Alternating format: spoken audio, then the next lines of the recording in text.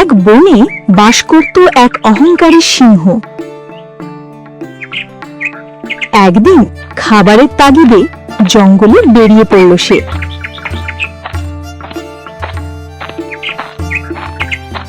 ঘুরতে ঘুরতে হঠাৎ চালাক শিয়ালের সঙ্গে তার দেখা। খিদে মেটানোর আশায় বেচারা সিংহ শিয়ালের কাছে এগিয়ে গেল। শিয়াল নরম স্বরে সিংহকে বলল, আসুন আসুন মহারাজ, হঠাৎ করে আমার এই গরিবের সামনে আপনাকে দেখে সত্যিই অবাক হচ্ছি। এমন শুভ আগমন খুব কমই ঘটে। তা কেমন আছেন মহারাজ মশাই? আপনার শরীর স্বাস্থ্য ভালো তো? কি ভাগিনা, তুই এত তাড়াতাড়ি তোর মামাকে ভুলে গেলি? তাই ভাবলাম নিজেই একবার আইসা দেখা যাই। আর দিনকাল ভাগিনা, দিন দিন বুড়া হইয়া যাইতেছি। শরীরটা আর আগের মতো চলে না রে ভাগিনা। তুই কেমন আছিস? খিদের জ্বালায় সিংহের পেট চো চো করছে। আগে পশুরা তাকে যেভাবে সমীহ করত, ভয় করত, এখন আর সেভাবে করে না। হাজার হোক সে তো বনের রাজা, এটা তো তার অহংকারের জায়গা। এই অহংকার নিয়ে সে সবাইকে শাসন করতে চায়, তার অহংকার ধরে রাখতে চায়। শিয়াল বলল, মহারাজ, আমি ভালোই আছি। যদি একটু কষ্ট করে আমার গুহায় ঢুকে সামান্য খাবার খেতেন তাহলে আমার ভীষণ আনন্দ হতো। আমি তো আমার শিকার নিজেই করতে পছন্দ করি রে ভাগিনা। অন্যের দয়া বা অন্যের দ্বারা খাবার খাওয়া আমাকে একেবারেই মানায় না। মহারাজ, একদম চিন্তা করবেন না। এখানে যে মাংস রেখেছি সেটা এতটাই তরতাজা যে আপনার খেতে কোনো অসুবিধে হবে না নিশ্চয়ই।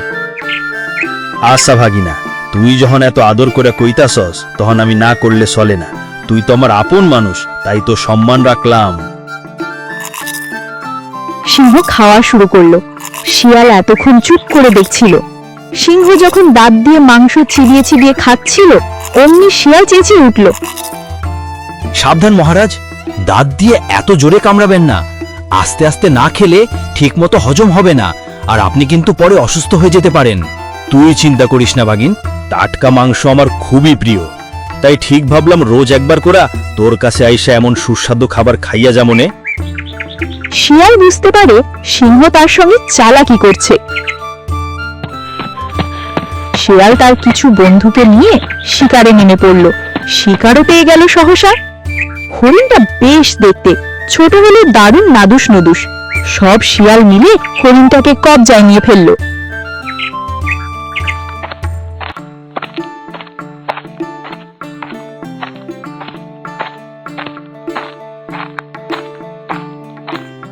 এই যে ভাগিনা, শুনেছি তুই আজ বড় সড়ো একটা হরিণ শিকার করছস।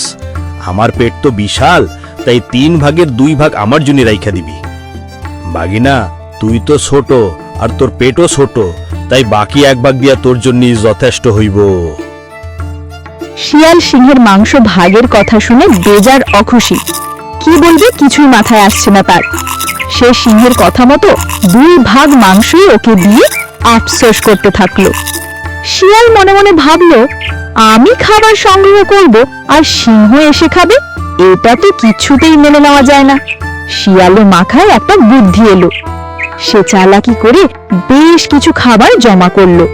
এতে চালাক শিয়াল খুব খুশি, কারণ কিছুদিন তার আর খাবারের খোঁজে বেরোতে হবে না। এবার একটু আরাম করবে। কিন্তু হঠাৎ খাবারের গন্ধ পেয়ে সিংহ এসে হাজির। শিয়াল সিংহকে দেখে ভয় কুঁচকে গেল। ও ভাবতেই পারেনি যে সিংহ অসময়ে চলে আসবে।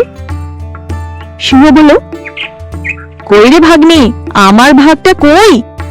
শিয়াল কাঁদো সরে বলল, মহারাজ, আজ এই বনে এক অদ্ভুত ঘটনা ঘটেছে। আপনার মতো দেখতে আরেক সিংহ এই বনে এসেছে। সে নাকি নিজেকে সত্যিকারের রাজা বলে, তাই সে আমার থেকে সব খাবার জোর করে নিয়ে গেছে। কি বলিস ভাগিনা, আমার মতো আর এক সিংহই বনে? হেই আবার নিজেকে রাজা বলে পরিচয় দেয়? আমারে তার কাছে নিয়ে আসল, এখনই দেখাইতাছি আসল রাজাকে। চলুন মহারাজ, আমি আপনাকে তার কাছে নিয়ে যাচ্ছি।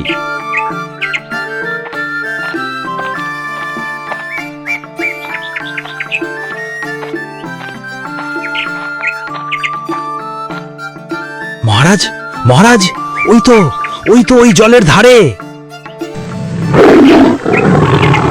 তারপর সিংহ কুয়োর জলে অন্য সিংহকে দেখতে পেয়ে ঝুপ করে লাফিয়ে পড়ল। ব্যাস, সে ওখান থেকে আর উঠতে পারল না। শিয়ালের বুদ্ধিতে সিংহ কুপোকাত হলো। শিয়াল খুশিতে লাফালাফি করতে থাকলো।